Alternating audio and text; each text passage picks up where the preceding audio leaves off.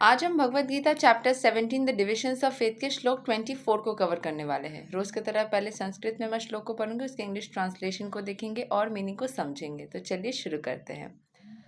तस्मद् ओम इति उदहृत्या यजना दना तपा क्रिया प्रवर्तन्ते विधानोक्ता सततं Brahma वदीनाम्। Therefore, transcendentalists undertaking performances of sacrifice, charity, and penance in accordance with scriptural regulations begin always with Om to attain the Supreme. तो यहाँ पे जैसे हमने पिछले श्लोक में देखा था कि भगवान का जो 3 सिलेबल्स या 3 जो वर्ड्स होते हैं जो भगवान को रिप्रेजेंट करते हैं वो है ओम तत्सत।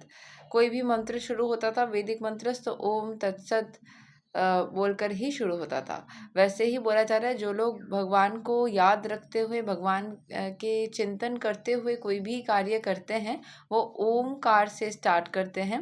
ठीक है। सो जो भी यज्ञ करते हैं, जैसे मैंने जो वर्ड यजना बोला था वो यजना नहीं यज्ञ होना चाहिए, वो मेरी थोड़ी रॉन्ग प्रोनाउंसिएशन रही है तो उसके लिए मैं माफ़ी चाहती हूँ। ठीक है। सो तस्मद ओम इति उदहृत्या यज्ञ दाना तपा क्रिया, जो यज्ञ करते हैं, दान करते हैं, तप करते हैं, कोई भी क्रिया करते हैं तो वो ओमकार से शुरुआत करते हैं।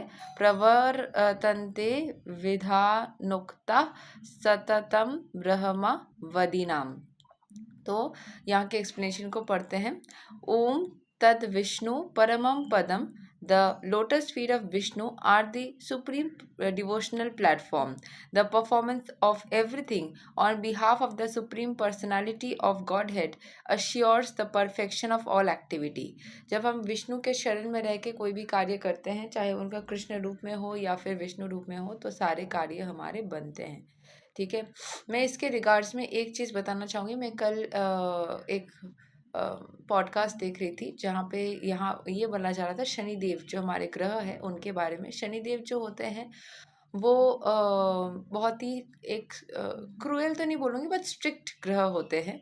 जब कोई कार्य का वो जहाँ पे बैठते हैं जो सोचते हैं वो करके रहते हैं, उसके ज़रिए आपको कुछ सिखाया जाता है। जब आप सीख जाते हो तो फिर आपको उतनी तकलीफ़ नहीं होती है क्योंकि आप सीख चुके होते हो। तो ये एक्सपीरियंस करने के बाद ही लोग समझ पाते हैं। और जो लोग सच्ची में शनिदेव के फेज़ में कुछ सीखे हुए होते हैं वो कभी कभी भी शनिदेव को गलत नहीं बोलते हैं, है ना।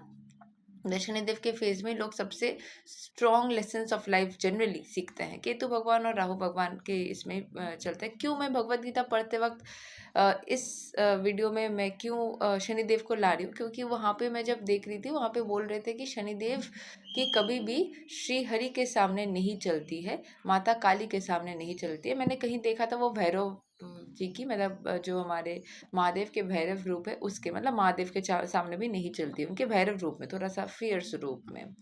तो ये लोग बोलेंगे क्या सच्ची में ऐसा होता है? मैं बोलूँगी एक्सपीरियंस करके देखो, एक्सपेरिमेंट करके देखो, क्योंकि श्रीहरि वाला तो मैं बताऊँगी कि सच्ची में अगर आप उनका भक्ति करते हो तो हो सकता है कि थोड़ा शनिदेव का असर रहे, बट फिर भी श्रीहरि के कृपा से उतना भयानक असर नहीं रहेगा।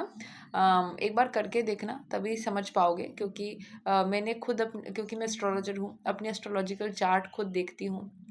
फिर मैं जब चार्ट नहीं भी देखती थी उस टाइम पे अपने जो क्योंकि स्पिरिचुअल तो मैं बचपन से ही हूँ, तो उस टाइम पे मेरे जो कर्म थे, उस टाइम पे मैंने जो जो चीज़ किया, उस टाइम मेरी क्या फेज चल रही थी, उसके तहत मैंने क्या क्या एक्सपीरियंस किया, जब मैं उस चीज़ को देखती हूँ तो मुझे समझ में आता है कि श्री हरि की कृपा से बहुत सारी चीज़ें, इसीलिए मैं बहुत किसी को जब भी कोई आता है मेरे पास प्रॉब्लम लेके, अगर वो स्पिरिचुअल इंसान है या स्पिरिचुअलिटी को फॉलो करना चाहेगा तो मैं बता देती हूँ कि थोड़ा स्पिरिचुअल चैंटिंग्स कर लो, क्योंकि उससे फ़ायदा होता है।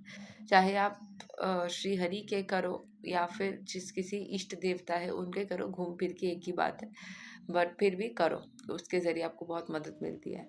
ठीक है। सो यही तक है श्लोक number 24 of Bhagavad Gita chapter 17। अगले दिन हम श्लोक 25 को कवर करेंगे। तब तक के लिए हरे कृष्णा, राधे राधे, जय श्री राम।